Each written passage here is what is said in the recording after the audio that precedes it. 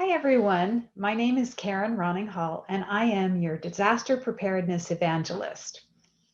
The mission of Cedar Hills Ready is to create caring, connected, and resilient neighborhoods. We are committed to making sure that every neighbor is prepared and has the best chance of survival in the event of a disaster. So welcome. We have invited people not only from my neighborhood in Cedar Hills, but also across the Portland metropolitan area. Because Cedar Hills Ready is, it's not just about us in this neighborhood, it's also about your neighborhood. It's a movement to connect neighbors with each other because there's strength and also fun in numbers. We're making our content freely available to everyone. So feel free to share this information with all of your important people. And if you happen to come from a neighborhood outside of Cedar Hills, and you want to prepare your neighborhood, your street or neighborhood, contact us. We'll help you get in touch with other people and we'll provide you with information that would get you started. So a few technical notes before we get started. You may want to get a pen and a piece of paper for an exercise that we'll be doing really soon. We're recording this meeting so that others can make it, can watch it if they weren't available to come tonight. And we'd like everyone in the audience to remain on mute unless you're called on during the Q&A session at the end of the meeting. And for the best experience, watch this meeting with speaker view. So let's get started.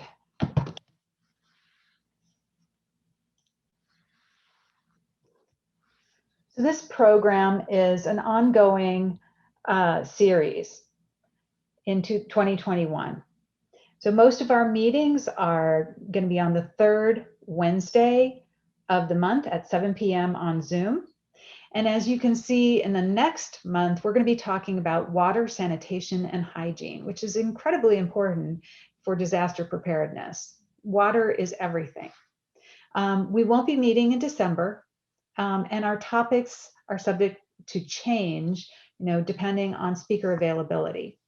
And because you've signed up for this meeting, you'll be getting follow-up email notifications. And you can always opt out of those, so no worries. Every single email comes with an opt-out. All right. This presentation is a product of your community members and leaders and neighbors. And before we get started, I wanted to introduce a few of those folks in the Quake Up and Cedar Hills Ready team who meet regularly every week to pull together this content for you. Starting with me, I am a peppy prepper and also the ringleader for Cedar Hills Ready. My partner, Bill, is going to be speaking tonight, and he is a member of CERT and also one of the founders of Cedar Hills Ready. And Stan Hausman will also be speaking tonight. He is the founder of Quake Up and also the master of disaster.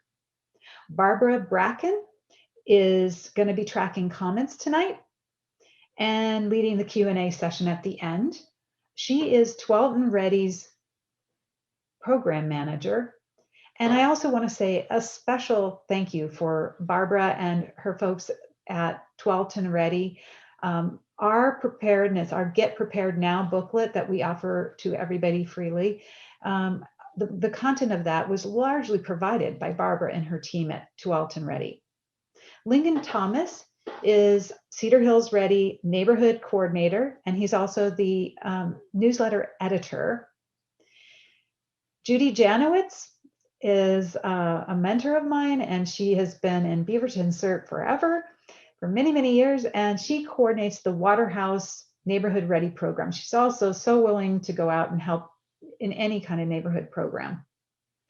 Former Beaverton City Councilwoman Kate Arnold is currently got an interest in coordinating Beaverton's Neighborhood Ready, so we'll see what she comes up with that, and she is our timer for the meeting tonight. So here's our agenda. As you can see, it is going to be a packed hour. So we're going to start out with imagine the big one, a shakeout exercise, and I will lead you in that exercise. Then we'll move on to how to become earthquake safe, the 5 steps to earthquake safety. Bill is going to be presenting that section of the meeting, and Stan Hausman is going to talk to us about how to find and fix home hazards. And then that will be followed with a Q&A session led by Barbara Bracken. And at 8 p.m., our meeting adjourns, but we may go a little bit later just in case there are additional questions to answer. We want your questions to be answered. All right, here is our exercise. So sit back for a moment and imagine. It's 9 p.m. Imagine that your child or loved one is down the hall asleep and you're dozing off in your own bed. And all of a sudden, everything starts to shake. It's not a bad dream, and the cats aren't having a fight underneath your bed. It's an earthquake, and it's a bad one. It's 9.0. After about 3 minutes, the shaking stops. The house is dark. Your first thought is for the safety of your loved one or child down the hallway. And of course, you leap into action. You get out of bed and you rush down the hallway. You can't see very well because it's dark and you're barefooted. Glass from broken frames is all over the hallway floor. So ouch, you cut your feet. Did you know that more injuries happen after an earthquake than during the earthquake from things falling on you, fire, or broken glass? So you reach your child's room or your loved one's room and you try the door. It won't open. So you yell, "Are you okay?" And they answer, "I'm okay, but the shelf is blocking the door." So that's the scenario. To give you an idea of what a really big earthquake is like, I'm going to turn on this video. And this is an earthquake from Chaos in the courtroom. November 30th, Cameras were rolling when the quake 2018, struck at 7.0 8:30 a.m. Alaska earthquake time. in Alaska. Ceiling tiles fell, the lights dimmed out, and look, there's a woman hiding under her desk. And outside the courtroom, watch as these security officers take shelter under tables. The quake struck as students were beginning the school day. They had to hide under desks. Hold on the table. Hold on. There were tense moments in the air as a pilot is told to turn around.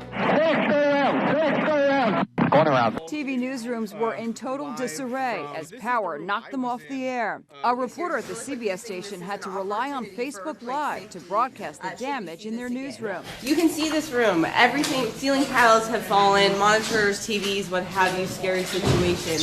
Many roads and highways looked as if they'd been gouged out. And look at these home security videos. You can hear children screaming inside as this home shakes and the family flees for the basement. A young man yelled out in distress as his room began to rumble around him. Oh, crap! And this frantic mom grabbed her son and embraced him as their dining room lamp swayed back and forth. Scary scenes that these folks will likely remember for a lifetime. So take a moment to reflect on what you just saw and the scenario that you just went through, the exercise. Let's write down your thoughts about your environment on a piece of paper. And this can become your to-do list. Answer these questions. What do you do just as you're feeling the shaking start? What's the first thing that you do?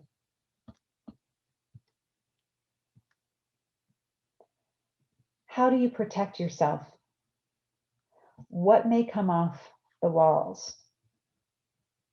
What could fall and hurt you?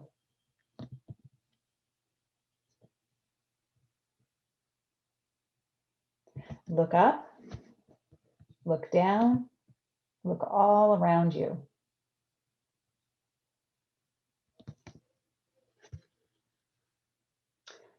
What could you do quickly to stay safe during the earthquake?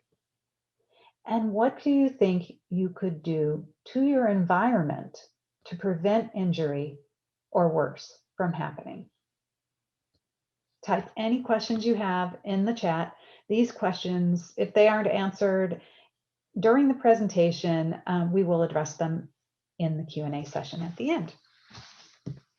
And now I'm going to turn this meeting over to Bill Hall.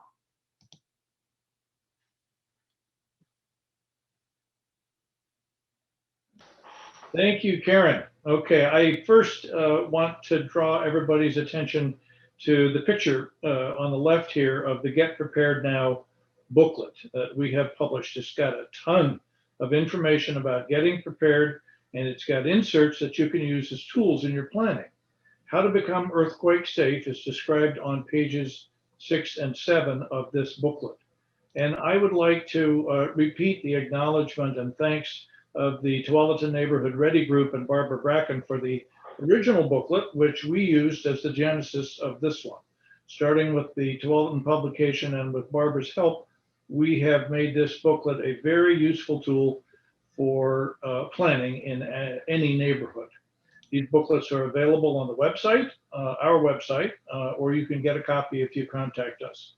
The link shown at the bottom of the slide here is where you can find the booklets and the inserts online. Now today we're going to focus mostly on step 5, the potential hazards in your home, things that you can do to prepare for some of the things that you just saw on that video. But before I introduce Stan and go through that material, I want to very briefly walk you through the first 4 basic steps of preparation that we show in the booklet so that you can be ready for anything. So Karen, if you give me the first slide. Step number 1 is to make an under the bed safety kit. A little known fact is that the vast majority, and I mean vast majority, of injuries that happen in earthquakes don't come directly from the earthquake itself, but from fire and from broken glass. And so you should have a kit handy with a pair of sturdy shoes. So as Karen said, well, imagine wanting to go see to the safety of your child and cutting up your feet, and you end up becoming the victim instead of someone else in the family. For the same reason, a pair of strong leather gloves, as you can see in the picture here, a hard hat, an N95 mask for dust or smoke, and eye protection, some kind of goggles. In addition, it's a good idea to have a flashlight and a whistle available. And I would include basic documentation, such as perhaps a copy of the forms in the booklet, names of people to contact in case of an emergency, and reminders of the basic steps to take when an earthquake occurs. Now, I've shown here a sign that says help on one side, and on the other side it says okay. And you can actually post this on the front door after you've settled your family to let potential rescuers know whether you need immediate help or you're okay and they can move on to the next house. Now, this is actually a picture of my kit. And the reason to have it under the bed is that you spend a third of your day in bed, in the dark. And this is the easiest place to reach if something happens. And it's also easy to remember if it's during the day. Now, this kit is really very easy to assemble. And it's very important to have so that you're not in a panic. Have it put together as soon as you can. A checklist of what goes into it in detail is on page 8 and 9 of the Get Prepared Now booklet. Okay, Karen, can you give me the next slide? Step 2 is to learn and practice the very first reaction that you will have when an earthquake starts. Drop, cover, and hold on. An earthquake, especially an 8 or 9 level earthquake, could make you fall and injure yourself. So drop down so that you don't fall uncontrollably. Something also could fall on you from above or from the side, and so cover yourself by getting under a sturdy table or a bench or against an inside wall. Hold on to something stable, like a table leg. Now, if you're in bed, just stay there until the shaking stops. Cover your head with a pillow. That's really, really smart. If you're outside, move away from buildings or trees or anything that could fall on you and hurt you. If you're in a car, pull off to the side, but not under trees or buildings or under overpasses, which might fall on you. Stay away from utility wire. If you're in a wheelchair, of course, support your neck and head and cover yourself with a blanket or pillow if you can. Secure the wheelchair if you can so that it won't roll. Drop, cover, and hold on should be your very first reaction in a quake, and stay there until the shaking stops. Now, the link at the bottom of this slide takes you to some really excellent videos with practice drills to help you practice this discipline. All right, let me go to step number 3. Step number 3 is to learn and teach all household members about shutting off utilities. Again, remembering that most of property damage and much of the injuries in earthquake events occur because of fire.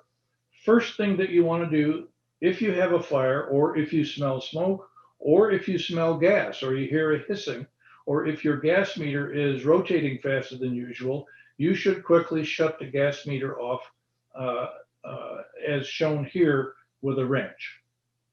Secondly, you should also shut your water off and shut it off at the house main, not at the street.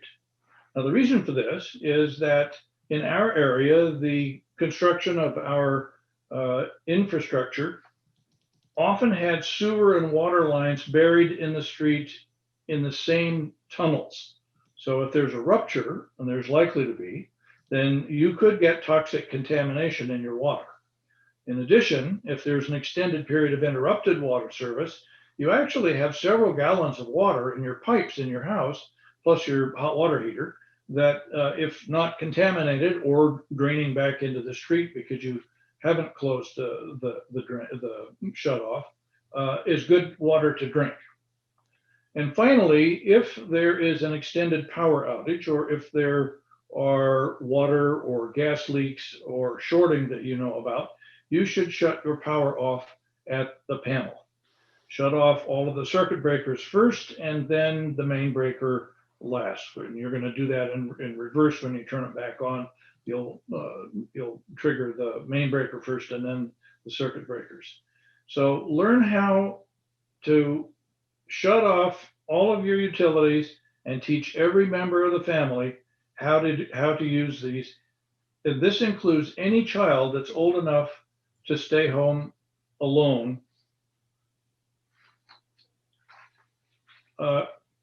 Karen, yeah, many people actually have never located their utility shutoffs.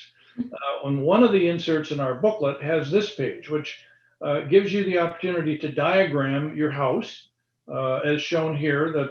But I'm sure that you'll make a better drawing, and mark the location of each of these shutoffs in your house.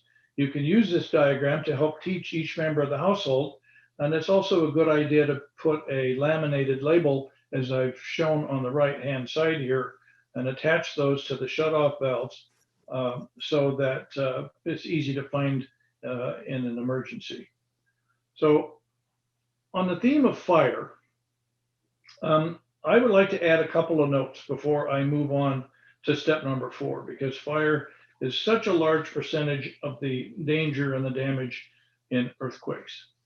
First of all, most people have a fire extinguisher probably in the kitchen. You should actually have a fire extinguisher on each level of the house at least, and one in the garage. You should learn to use it so that you don't get into a panic when a real emergency hits.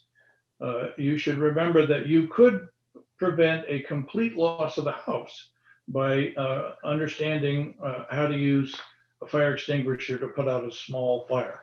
In the middle there, you can see that there is a code, PASS. Remember this technique. Pull the pin, aim at the base of the fire, not the flames, squeeze the handle, and then sweep it from side to side.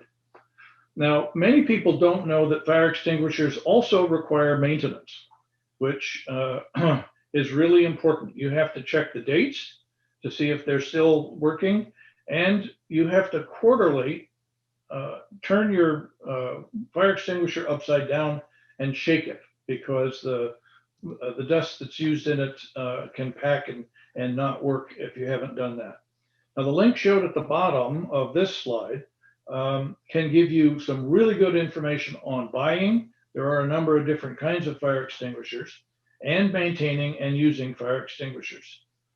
Remember that a fire can grow within seconds to a size that you simply can't control with the fire extinguishers. And it's better to save lives by evacuating rather than trying to fight any fire bigger than a wastebasket with the fire extinguishers. But be ready. Have and know how to use fire extinguishers. And that includes anybody in the household that's old enough to stay at home alone. Okay, Karen. Oh, thank you. Now, one thing that about fire is that if they get big enough, they can actually cut off the path of escape to the outdoors. And if you live in a multiple story house or in an apartment building, you should consider acquiring a fire escape ladder to use in the event that your escape through the house is cut off.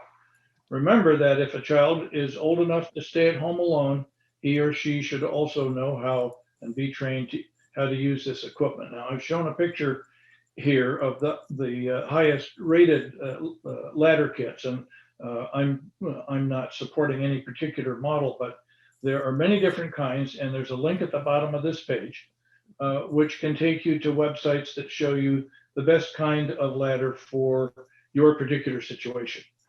Most of these are used, as you can see on the one on the left, a picture, by hooking onto a windowsill and extending down the side of the house. And you can typically buy these from between $40 and $180. Okay, Karen, thank you. All right, now I'm going to move to step number 4.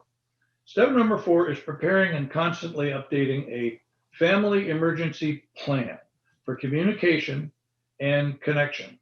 If a big quake hits in Oregon, it's very likely that communication systems will be down, and perhaps for an extended period. It's important that you develop a plan for staying in touch with your loved ones and get it down on paper and share the information with everyone that could matter in the event of a major disaster. Think through who you depend on and who depends on you. Again, remember, if a child is old enough to stay at home alone, he or she should be included in the planning and know the details of your plan. First, you should have an out-of-state contact that you can use the Red Cross or maybe somebody's satellite telephone that is working to notify of your status. Call cousin John in Texas and say, I'm home, my house is safe, tell mom I'm okay, something like that. Secondly, it's more than possible that members of your household will in fact not be at home when a quake hits. They'll be at school or at the store or at work, but not be able to use the phone system because it'll be down. So check the schools and with your workplace to know what their earthquake emergency plans are, and note these in your family plan. every member of the family should have a plan of 2 different routes for getting home. Remember that roads might be blocked, new hazards in the way, etc. People should have a pre-designated meeting place outside your home in the event that your house is too dangerous to re-enter. And it's not a bad idea to have out of neighborhood site as well. For example, the school or perhaps your local church. And it's a good idea to have a designated site for neighbors to gather in your neighborhood after everybody has settled their family to help each other. I've noted at the bottom of the slide here that these steps in detail include the setting up of a communication plan on page 5 of the Get Prepared Now booklet. Finally, to reiterate, this is really important. Get this plan down on paper, share the information with everybody that's going to matter in an emergency. And by the way, on Karen's schedule of meetings, remember that we are going to have a session like today's on the subject of formulating a family emergency plan in September. So stay tuned. Okay, now we're going to move on to step number 5, finding and fixing home hazards. This is the main focus for today's meeting. To help you understand this information, I want to introduce Stan Hausman. But before I do that, I want to set the stage for Stan with a 15-second clip of a film of an engineering study that was done by the Consortium of Universities in Earthquake Engineering.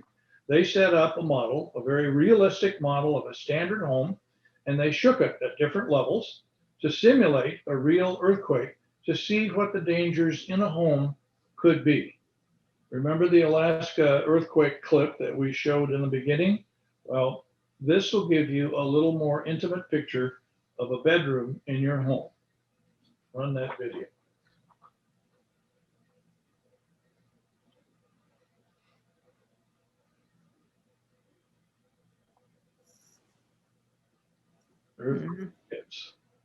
It's taking a little bit of time to go.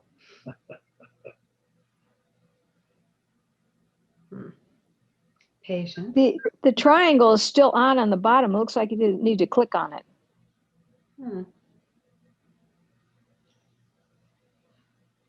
I have clicked on. Oh, okay. Very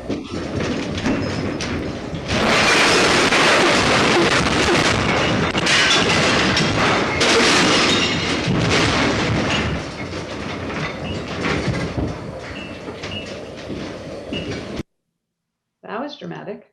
Wow. A moderately severe earthquake, that went by pretty fast. Remember what might fall on you. Don't forget to be prepared for aftershocks and stay away from anything that looks like it hasn't fallen down yet. I've already talked about gas leaks and water leaks and electrical wiring and shutting off utilities. But I want you to look at these pictures in the aftermath of a strong earthquake. Tripping hazards, fallen items. It's a good idea to have flashlights in multiple locations. Glass, falling light fixtures, broken mirrors, windows, etc. Remember that under the bed bag with the shoes and gloves and flashlight. Beware of items that have tumbled off of shelves and closets and come out of shelf doors that swing open and throw things at you. Spills can be dangerous. They can create slippery conditions or be toxic. You'll want to clean up spilled medicines or drugs or anything that's non-toxic and make sure that you cover anything that could be toxic with something absorbent like dirt or cat litter. You may also want to seal up holes or openings that have been created, broken windows in the house with plastic sheeting, with tarps or drop cloths and duct tape. So our goal today is primarily to give you some hints on how to avoid a lot of what you saw in that video with preventative measures. And so here is Stan Hausman to help you flesh out your hazard prevention list. Stan? Thank you, Bill. I really appreciate the intro. I do want to encourage people to provide or send out any of their questions. Please put them in the chat or comments. It helps us to answer what people are looking for. So your home is most likely your biggest single asset. It is for us. We refer to our home as the American dream. And after an earthquake strikes, the damage of your home and personal belongings now has become a nightmare. So much damage and injury from unsecured household items could be prevented in advance through simple actions to secure what we have. Even if you follow the steps in this presentation, it is likely your home will still have some level of damage and you'll need to repair or replace belongings. A good option to consider for managing these potential costs is to buy earthquake insurance. As you can see from this graphic, there are quite a few things to look for in your home that are potential hazards. In the next slide, there's a video. Look up, look around, and look down. This video is a little over 4.5 minutes and provides an overview of potential hazards and shows how they can be secured.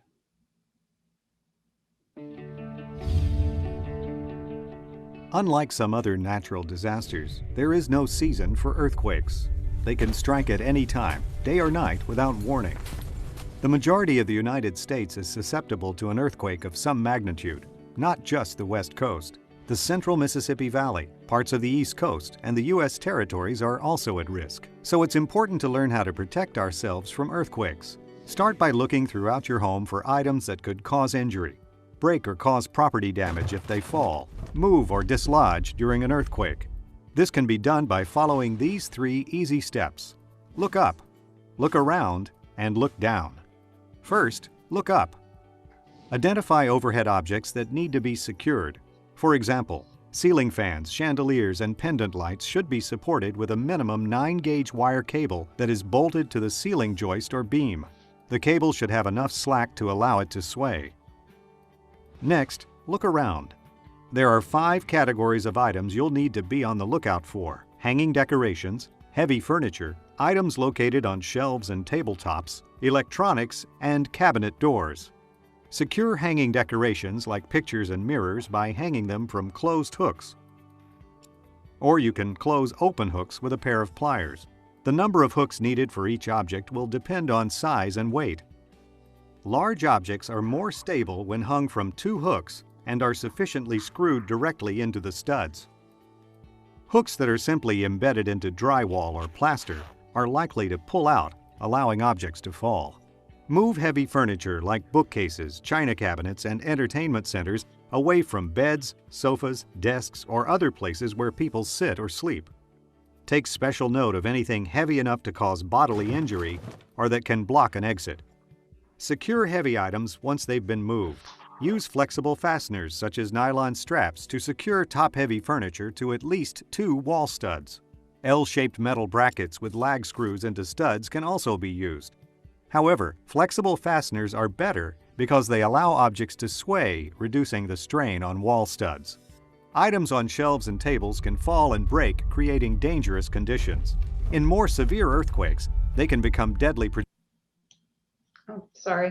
Projectiles. Install a lip edge or other type of restraining device to keep books and other objects from sliding off shelving. Keep your electronics like televisions, stereos, and computers secure with buckles and safety straps that allow for easy relocation. Secure other items like lamps, pottery, and collectibles with Velcro glued to both the items and furniture, or non-damaging adhesives like earthquake or museum putty, clearquake gel, or microcrystalline wax.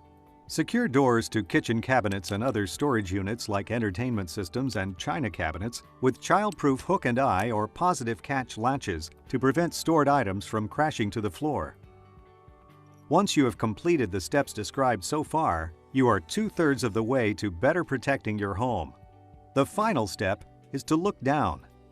During earthquakes, unsecured appliances often fall over, rupturing rigid water and gas connections.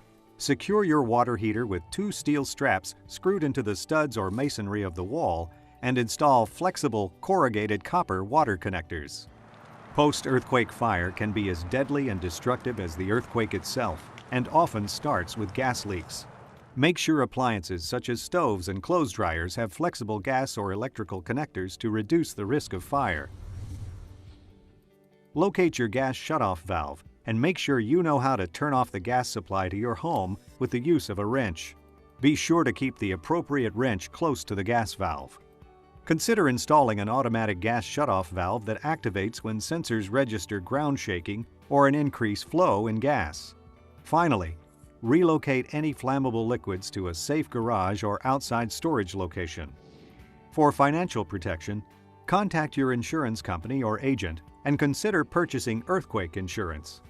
Remember, to protect your family, home, and belongings, look up, look around, look down. For more information on protecting your home, visit flash.org and fema.gov. So our next slide. Secure wall hangings. Lots of good examples as to how to approach the different areas of your home that will need some attention. Were you thinking about what's hanging over your own beds and sitting areas? How about where you are right now? As you saw in the video, it's a good idea to secure pictures and mirrors, especially heavy items, to wall studs. If you are handy or know someone who is, much of this is do-it-yourself projects. Neighbors helping neighbors. Something I would like to point out in this slide is in the lower right-hand corner. Can you see the little reddish spot, which is at the bottom of the frame? To help hold this in place and keep them from flying about, that museum wax or putty that was mentioned, place in the corners and to the wall, and it will keep them as one unit. We do not endorse any particular brands, again, but a few companies you can check out are called Wizard Industries, Quake Hold Fasteners, Safe T Proof.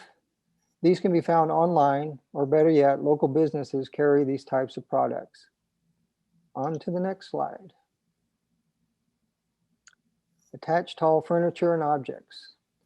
The video showed how to attach bookcases, dressers, china hutches, pianos, etc. to wall studs. There may be circumstances where you might not want to do that because the strap or cable would be visible or mar the finish, such as a wonderful heirloom, and damage the value. Notice that in this slide, there's an example of attaching glass case to the floor. One other thing is in the insert of the glassware, again, they're placing this museum wax or putty to the bottom of the vase to keep them in place. Next, secure kitchen cabinets and appliances. In the kitchen, there are plenty of potential hazards. In pantries and cabinets, put heavy objects in glass jars on lower shelves. As you saw in the video, install cabinet locks or latches, which there is a variety of versions of that. Place rubber matting on shelves to keep your goods from sliding. Appliances will move, so it's important to use the heavy straps or cables to keep them in place. With any gas appliance, such as stoves, flexible hoses are recommended because it allows movement during an earthquake, rather than rigid pipes which can split open or break off. Now to the sheds and garages. Fasten garage and storage items. As you saw in an earlier slide, with large bookcases, display cases, etc., it is important to attach shelves and cabinets to the studs, and of course, to keep everything from shifting on the shelves. There are several methods to accomplish this. You can use wood or plexiglass strips, or use wires or bungee cords to restrain containers and tools on open shelves by placing one or two horizontally to keep objects in place while allowing easy access. Using rubber matting on shelves, that'll keep things in place. With fragile bottles, such as glass or dangerous materials, wrap with foam rubber or rubber bands to protect them from breaking. Another idea is to replace these with unbreakable plastic containers and clearly label them. Regarding acids and other volatile chemicals, these should be stored separately and as close to the ground as possible. This also includes heavy containers. Just a side note, it surprises me as to the number of hazardous chemicals we have in our houses. We have many. Depending on which ones that combine could result in chemical burns on your skin, a toxic gas or vapor that could affect your eyes and breathing, and worse, may ignite or explode. Metro has a page that lists many of these. This link, and there are many links that we will be able to provide after all is said and done. Next slide, please. Strap your water heater. Again, why this is important is because it is a big mass and could cause lots of damage. Worse, if it is heated by gas, it could start a fire in your home. If it ruptures, you've lost an excellent supply of 30, 40, 50 gallons of drinkable water. Using the proper type of straps, which are a heavy gauge that are designed for this application, is very important. If this is heated with gas, again, flexible hoses are recommended. And now, a very main accident that can be prevented, but is a common occurrence in earthquakes: strengthening windows and glass. This problem in an earthquake is all the glass that we have in our houses, sliding glass doors, one of the showroom size glass windows that we have. These can blow out, showering sharp glass fragments throughout our home. Upgrading picture windows or sliding glass doors with tempered or laminated glass is an excellent option, though expensive. A less disruptive and lower price alternative is safety plastic or tint film. This bonds the glass to an acrylic sheet. The adhesive strengthens the glass and holds it together if it breaks. And these act like safety glass in a car windshield. During an earthquake, the window film holds the glass in the window frame, and this offers two benefits. First, by preventing the glass from shattering into separate pieces, the film reduces the risk of falling glass and decreases the risk of walking on broken glass shards. Second, window film allows the glass, while broken, to act as a barrier from rain and wind, which, if your home is still habitable, will provide you some comfort. Okay. And here we have another video here. This video lasts a couple minutes and covers why you might want to look at hiring a professional to assess the structure and building integrity of your house. Most earthquakes are caused by the shifting of huge masses of rock deep within the earth. This creates powerful shock waves, and as they pass through the bedrock, they shake the ground above. The type of overlying soil can have a big effect on how much you shake and roll, and I suppose on how much you get rattled by the whole experience. Because due to the differing characteristics of the overlying soil, your friend who lives a block away may come through with no damage, while your house is a wreck. But through all this shifting and rolling and settling, there's one particular action that we concern ourselves with, and that's shaking. The action is caused by the ground shifting back and forth, which naturally causes the house to shift back and forth. But theoretically, we could create that same effect by pushing on the side of the house and holding the ground still. This force is what damages the house. The ground moves one way and the house moves the other way. If the house isn't strong enough, you've got problems. Anchor bolt failure, or lack of anchor bolts, works something like this. When the earthquake force pushes on a house that isn't sufficiently tied to the foundation, it slides off, sort of like pulling the rug out from under it. A house with a crawl space where the first floor sits directly on top of the foundation can experience this type of failure. To prevent this, we connect the sill plate to the foundation wall by adding anchor bolts. Let's say our house now has these walls below the first floor. We apply the earthquake force again, and the walls buckle under the shifting weight of the house above. They can be walls around the crawl space or the basement. They can be short or tall. Now, simply adding anchor bolts isn't enough. The bolts will hold the bottom of the wall in place, but the top will still shift if the wall isn't strengthened. But even after you strengthen the walls, you still have to add anchor bolts so the stronger walls won't slide. Now, these walls were strong enough, but but the house still slid off the foundation.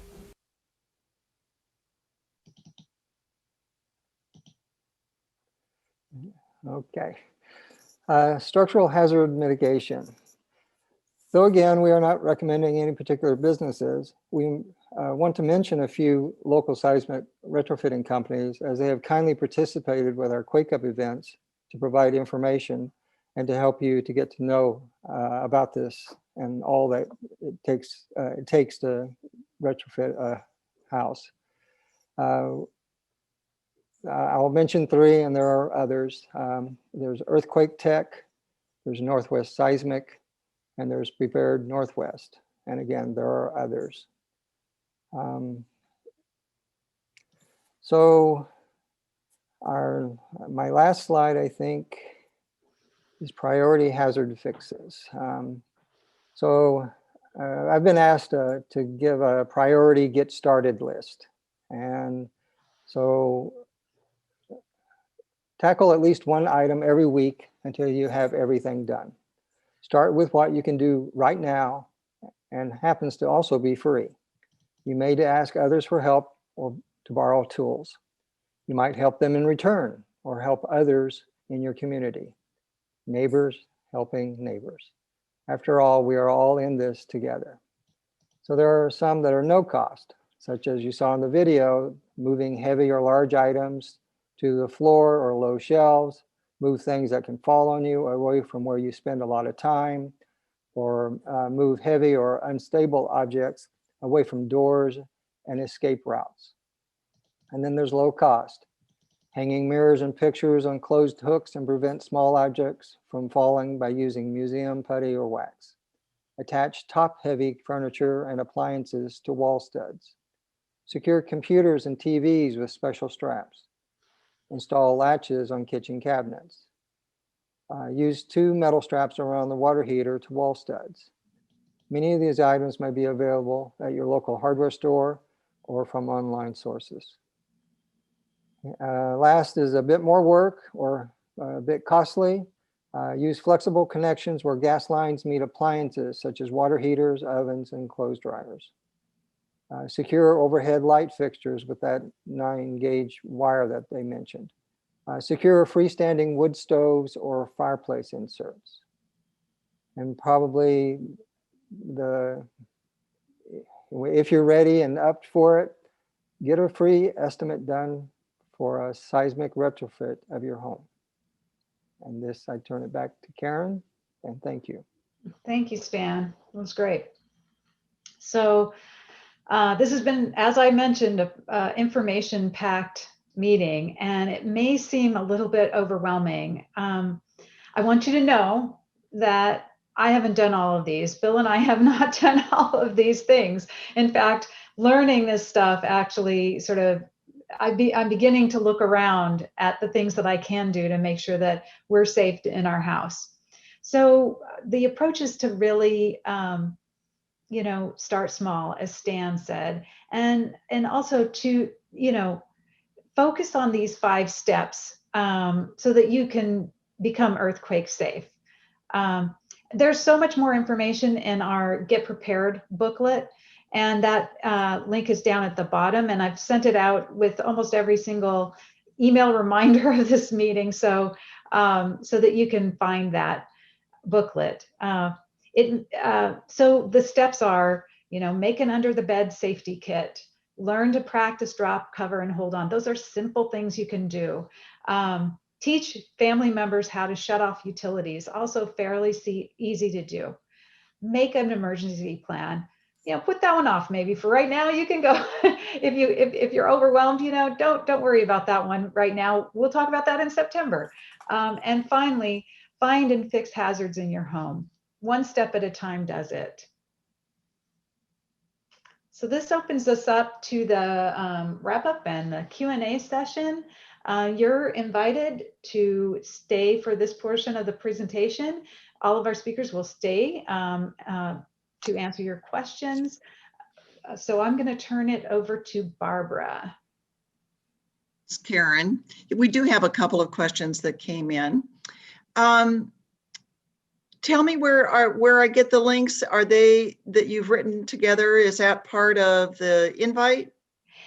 Yeah, they're part of the invite, and they're also on this screen right here as well. So you can contact us at info.cedarhillsready@gmail.com, or this link right here, which is where all of the files are on the Quake Up site. Okay, great. Another question that kind of was asked was, how big of an earthquake do you really think we're going to have? Oh, that's a good question. Who would like to answer that question? Bill or Stan? You're Mr. Quake Up. Come on, Stan. we will have anything from an 8+ to a 9+ earthquake if it's the subduction zone earthquake. Yes. I was going to say, oh, go ahead. Sorry, you weren't done. That's all right. Go ahead, Kate. I was going to say what I heard about the Cascadia subduction zone event was there's a smaller one that's a shorter section, and then there's a longer one that goes all the way to Vancouver, BC. And of course, the shorter one's a little bit weaker. It's only about an 8.2 to 9.0. And I wish I knew the numbers. Don't take these for sure, but I want to say it's going to shake somewhere like 3 to 5 minutes.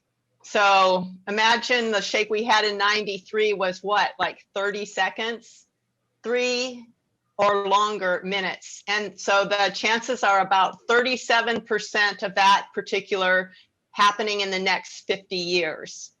And then the larger one, the 9.0 or above, that's again, it gets exponential. That thing, 5-6 minutes, it's going to seem like an eternity as well, and a real eternity, is 7 to 12% chance of happening in the next 50 years.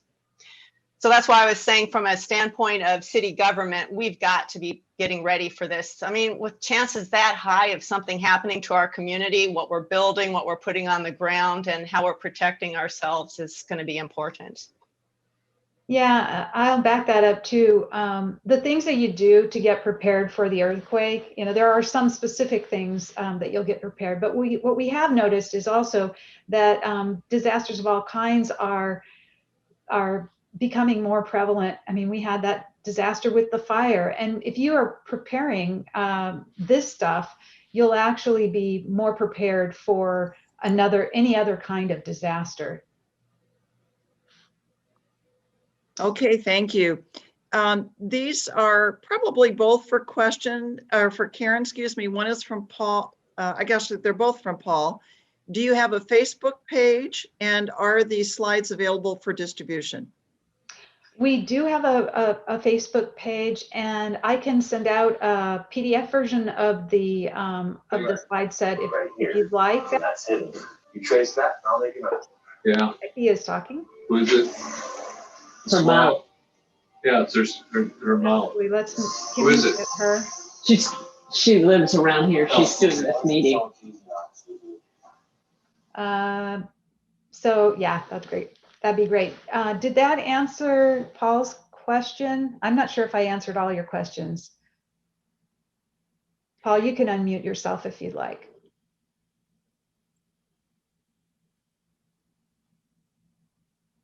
Okay, well, we must have answered that. Let's see. Bill, how often should extinguishers be replaced, and what do you do with the old ones? Extinguishers, you should look at the information on the fire extinguisher itself. It will tell you, it varies depending on the fire extinguisher.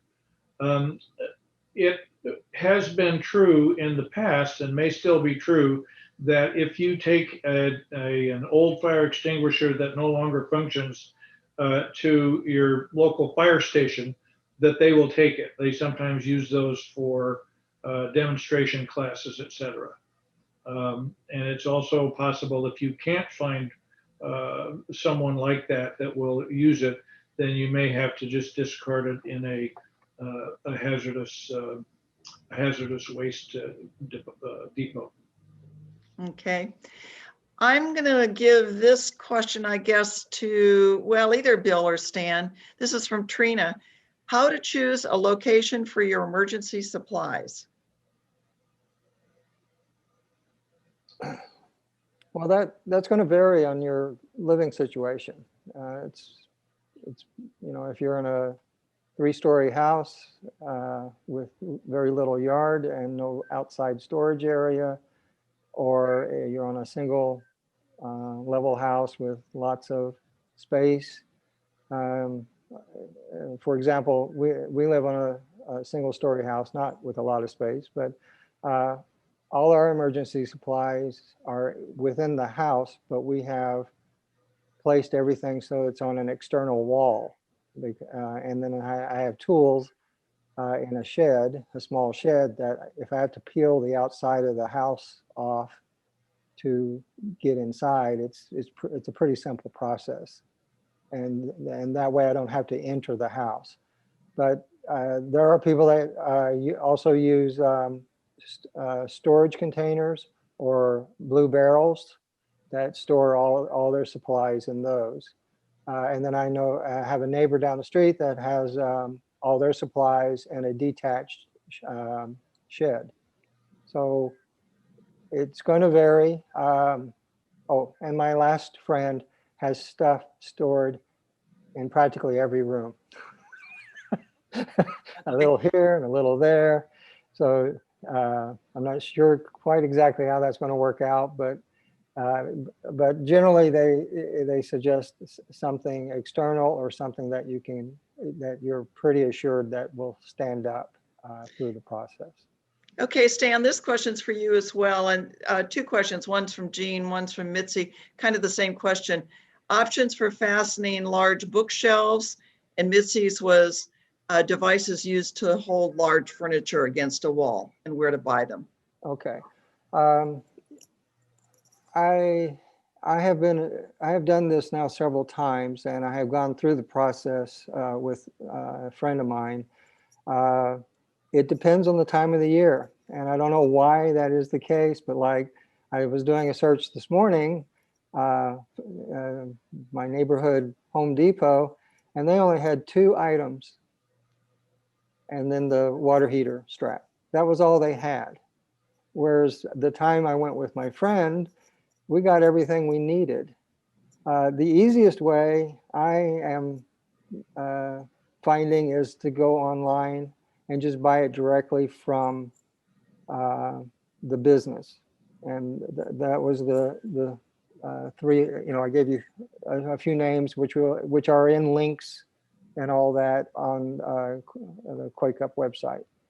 The other thing is you can buy them in bulk, because like in our house, for instance, we have 26 cabinet doors, 20 drawers, not including freestanding cabinets, 22 cabinets. We have 5 large appliance or TV strapping that needs to be done. We have 15 pictures, and I'm not counting the light ones that if they fly off the wall, I don't really care because they aren't going to do all that much damage. What to speak of all the glass and windows that we have in our house.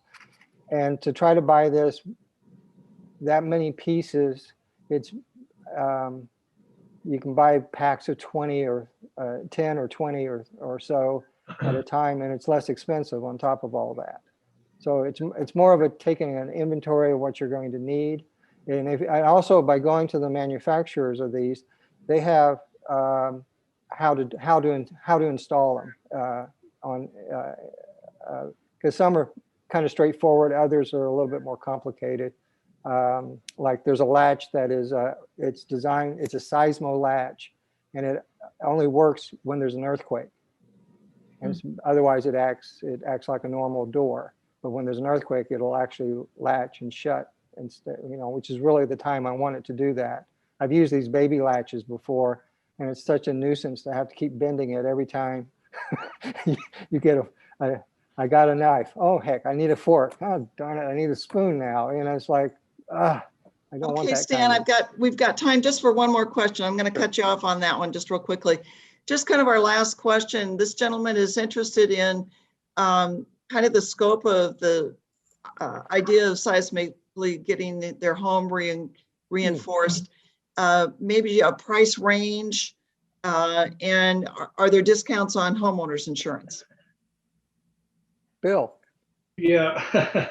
Yeah, Bill is. I was going to say, do we have anybody from Northwest Seismic on the line? Because we did. There was one person who was going to. Yeah, Tim Cook, I see you. Would you like to answer the question, Tim? Hello. Yeah, so this is unusual, but it's a few weeks ago we signed up a small house. It depends on the load. That's the number one factor is the braking system should be designed for the load of the object, right? Is it a dump truck or a bicycle? So a small house recently, the smallest one I've signed up in a while was $1,600 for a very robust retrofit. That's very unusual. Quite often we get into homes with cripple walls that have finishes, and we don't have time to get too deep into the weeds on this. But cripple walls, if you get bored, look this up if it's not part of your vocabulary. Those are higher risk buildings. And those types of retrofits involve a lot of finishes, removing and replacing sheetrock if it's a basement in the basement level. And those quite often start at $10,000 and can move up to 14. There's homes with terrible concrete, which wouldn't be in your neighborhood. Generally, that's in the older neighborhoods. And those are just, I happen to need that at our house, a new foundation. You can imagine is a lot of money. But on average, they tend to be around, homes with crawl spaces, they tend to be around $4,000 quite often. So we're a 1,100 square foot home with a crawl space could be $3,500 to $4,500 quite often. And in your jurisdiction, there's no permit requirement, which saves over $600. So. And then Tim, the part of the question was, do you know, is there a reduction on your homeowners or earthquake insurance? Yeah, very rarely do I hear about a discount. It does come up. And the whole the insurance realm has been a moving target the last 4 years. Many of the seismic retrofit contractors want homeowners to believe they have to do this to qualify for a separate policy, but quite often that's not the case at all. You can get a policy without anchoring. It's smart to anchor your house, of course, but for a variety of reasons, 2 homes I looked at today, we don't want to anchor the house. The concrete's so terrible. Spend your money on the insurance unless you want to get a new foundation. Well, nobody's going to get a new foundation because there might be an earthquake, right? They wait for it to cave in on them. So the long short of that answer is reach out to your agent because it's just all over the map. But discounts they can happen. And when about was the change in code when they automatically were doing that kind of construction? That's a great question. And there's been numerous code changes, probably 11 since this started. But when this started in the mid 70s, quite often folks assume, oh, my house was built in the mid 70s or 78, so it's anchored, I must be good. Well, the initial anchoring, this isn't human nature. It's not like we flip a switch on January 1st when something becomes the law of the land and do it well. We didn't really have a good grasp of this when it came out. Even the inspectors didn't get it. The anchoring didn't get very robust till the mid 80s.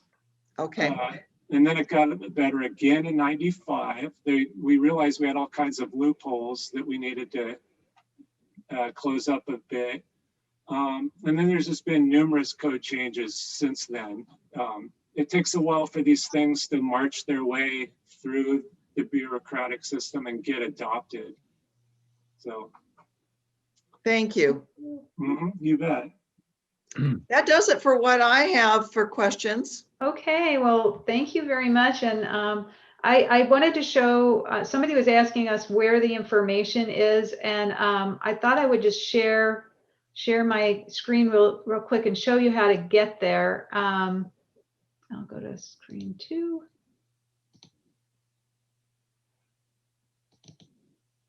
Oops, not that.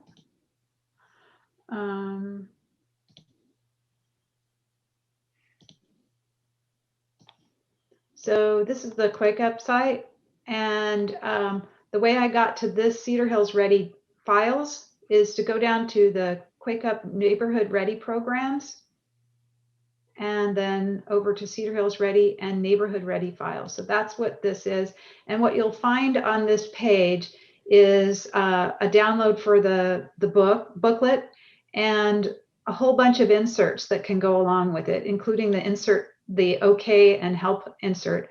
We also include on that page as well all the videos that were in the presentation and a whole bunch more links if you want to find some more information about these topics. So help yourself to the information. The site has tons of it, but this is where our information for this particular meeting is located. All right. Well, if that's it, thank you all for coming. Hope to see you at the next meeting, which is about water sanitation and hygiene next month, same time, Wednesday. Bye. Thank you all. Thank you. Thank you.